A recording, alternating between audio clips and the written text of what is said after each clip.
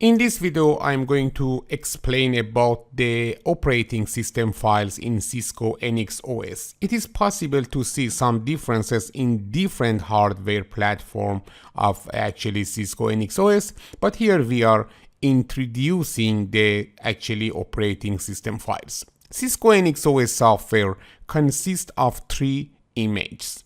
First, the kickstart image contains the Linux kernel, basic drivers, and initial file system. Let me to show you. This is our switch. You can use dir boot flash command.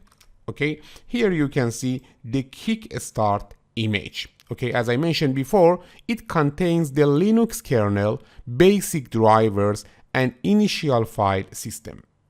After that, the system image contains the system software, infrastructure, layer 4 through layer 7. Here you can see the system image.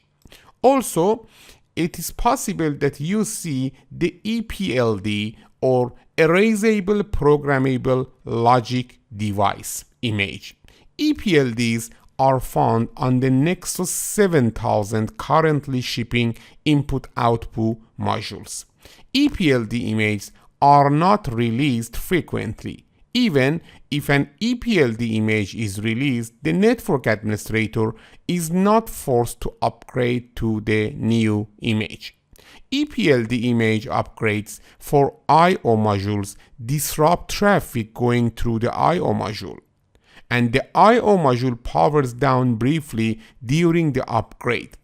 And the EPLD image upgrades are performed one module at a time. Don't worry about the EPLD. In most cases, you use the software image, actually the system image, and in some rarely cases, you will see the kickstart image. But on the Nexus 7000 with dual supervisor module actually installed, NX OS support in-service software upgrade or ISSU.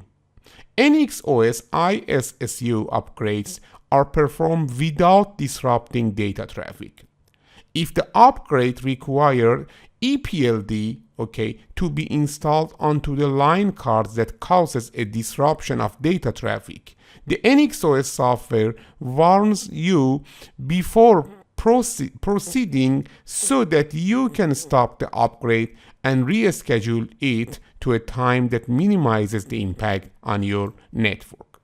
NX OS in-service software upgrade or ISSU update the following image. Look at here. First, kickstart image. Second, system image. Then supervisor module BIOS. And then data module image. And then data module BIOS. And then connectivity management processor or CMP actually image that I explained before, and CMP BIOS.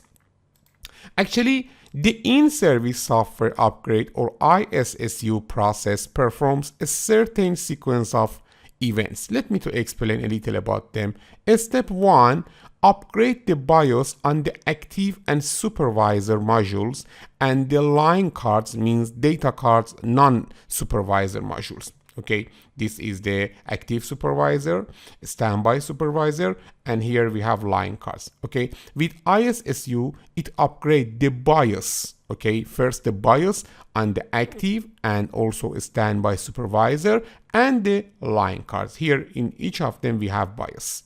Then bring up the standby supervisor module with the new kickstart and system image, these two images.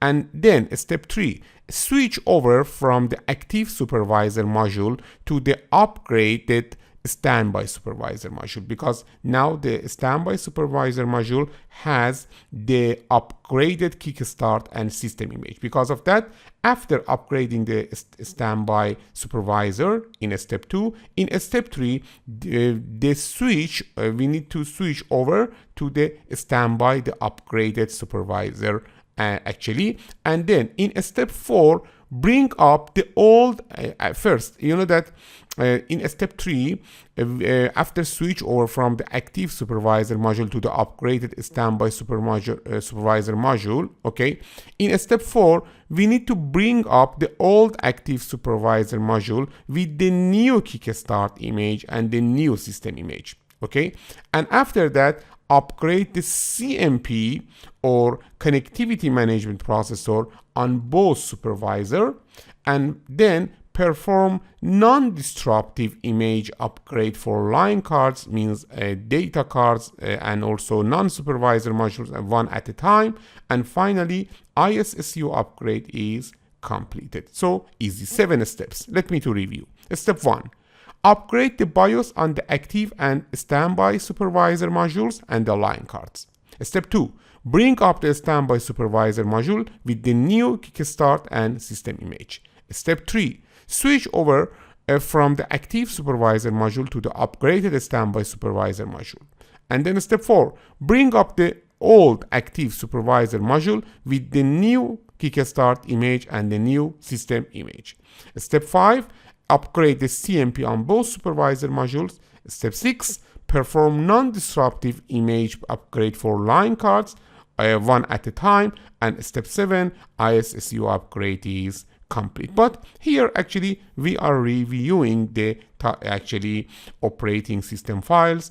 In most cases, it is possible that in your specific platform you see a little difference about these topics, but you know that we are talking about a device, and each device has some specific and hardware dependent features. But when you know about the generic features, generic topics about one device, you can easily understand the detail of one specific or one other device.